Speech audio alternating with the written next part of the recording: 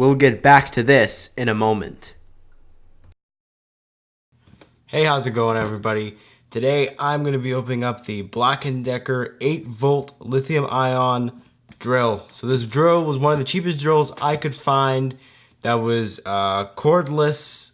It was $25 on Amazon. I'll have a link in the description down below if you guys want to check it out. We're going to go ahead and we're going to open up this drill right now. So we're just going to start by real quick before we open it up. We're going to just look at the packaging real quick. So as you can see, this drill, it ain't anything amazing. It's clearly made for like home projects, as you can see here. It has like a person, you know, drilling. It's looking like a picture frame. Go on the side. It has a bunch of people, you know, drilling in real simple stuff. So I'm not expecting too crazy amount out of this drill, but we'll see what she gives. All right, so let's see. So we just have two pieces of tape right here. Just use my knife. Boom. All right, let's pull this thing out. Okay, so there's a little bag. Here's the drill itself. So it should have a bit, a charger, and the drill itself. And oh, there's a charger. Okay, so instruction manual. We don't use that. Here we go. So here's a charger. There's like a little. If I can get you to see that. It's like a little two-pronged charger almost. I don't know if we'll zoom in on that. See if I can get it to. There we go. So you can see it's a little two-pin charger. I've never seen anything like this before. Do I have any current? 15 volt. So there's a 15 volt power supply. It's not terrible, not great. For an 8-volt drill, that should charge pretty quick. It's just a piece of cardboard.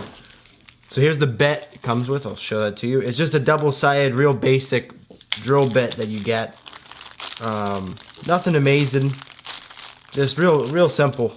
So it is, as you can see, it has two sides. It has a little fill-ups and flathead, regular, whatever you want to call it.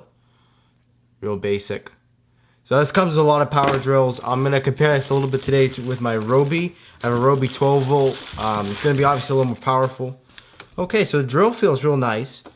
The first thing that's surprising is that this battery does not come off. So this is stuck on. You just plug her in right there. It has a little rubber piece right here, which actually feels nice in the hand, which is surprising. It looks surprisingly quality. That does not feel quality. Here's a little motor switch right here. That does not make a good sound here. I'll let you listen to that.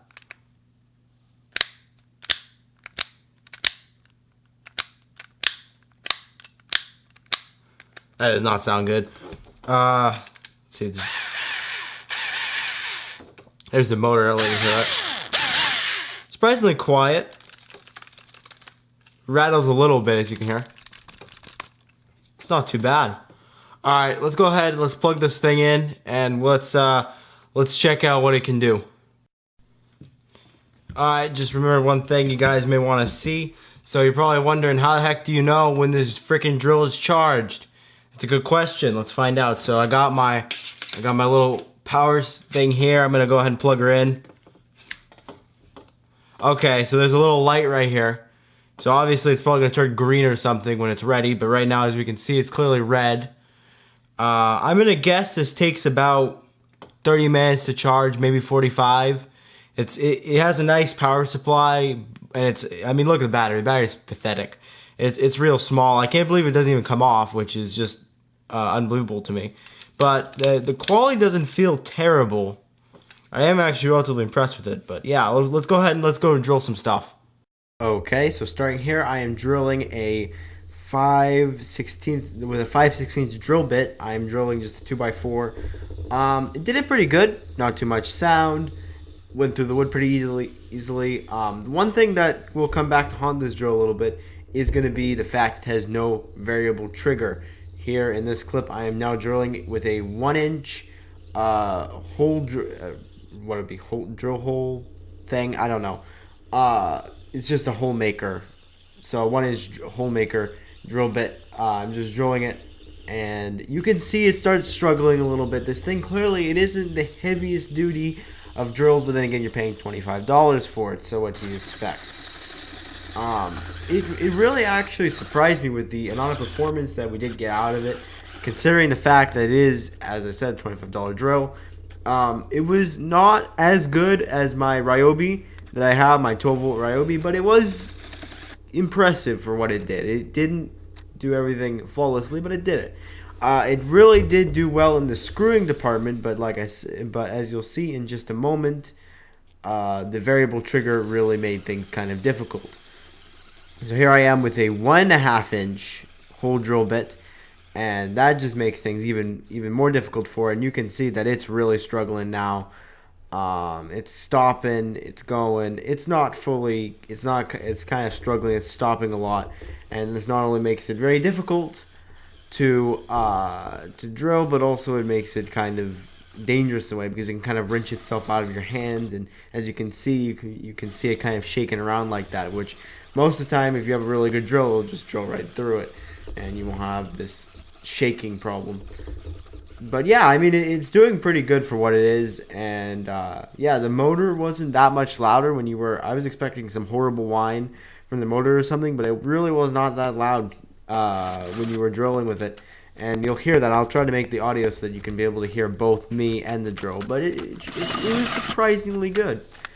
If you really, like I said though, if you work on a job site, or if you have a profession where you require power tools, such as a plumber, electrician, whatever, this is not the drill for you. Please go pick up Makita or a Milwaukee or something a little bit better than this. But here's the screwing test, and the variable trigger makes one big problem. It's very good. It screws in things very well, but the problem is the variable trigger just strips every single screw. So all my screws after I use this thing are completely dead, because it just strips them, because it just goes full power at once. Like, I think that a variable trigger would go a really long way with this. And I know I didn't screw that one in all the way, but that's because there were no more threads. So really this showed just it screwing it in. And here's a 6-inch screw. The first screw was 1 inch. The second screw is 2 inch. Now this is 6 inch.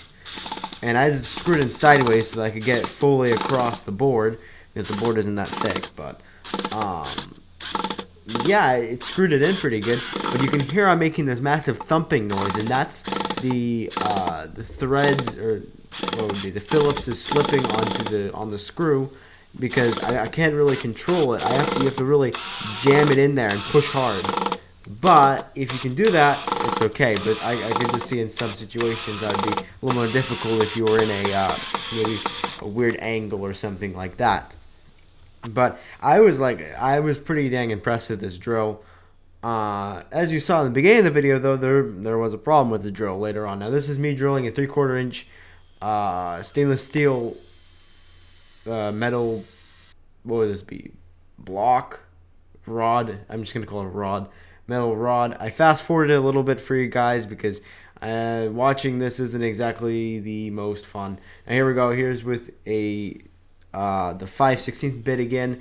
The other one was a 7/64 1/8 bit drill bit, and these are actually metal drill bits. And I did put drilling oil onto the hole with the bigger one. Now here's the hole right here. It's not too impressive. This thing isn't really a powerhouse. You're not going to be able to drill a lot. Now here's me drilling concrete with it. This is again the 1/8 bit. I'm going in. Fast forward a little bit for you guys, because I know you guys didn't want to sit there and watch it for 45 or it was about a minute. I was sitting there drilling, and I don't think you guys want to watch that. But here we go. I'm now taking the bigger bit, and I didn't even fast forward this one, because this one is kind of funny in a way. You'll see that the minute I start drilling here, the drill just kind of stops. It's just like, nope, we're not doing that. It just goes, nope, no more. Yeah, it really did not like concrete. So if you're drilling any materials other than like wood or maybe PVC, you are really going to struggle with this. Now here's the scene where I accidentally started getting the drill to smoke. This was because I went ahead and tried using the 1/2 inch bit again, hole punch to hit again, and it just did not like that. But yeah, that's pretty much the review. It's a good drill if you just want to use stuff around the house, something basic. Well, thank you so much for watching, and I will see you in the next video.